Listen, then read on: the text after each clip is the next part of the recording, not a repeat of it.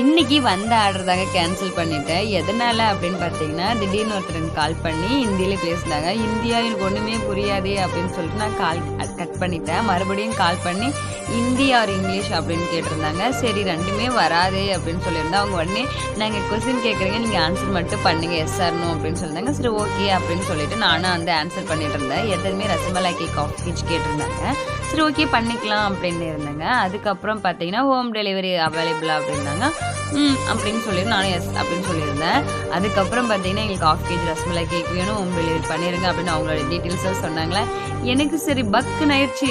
அவங்களுக்கும் எங்களுக்கும் 53 கிலோமீட்டர்ஸ் இருக்கு.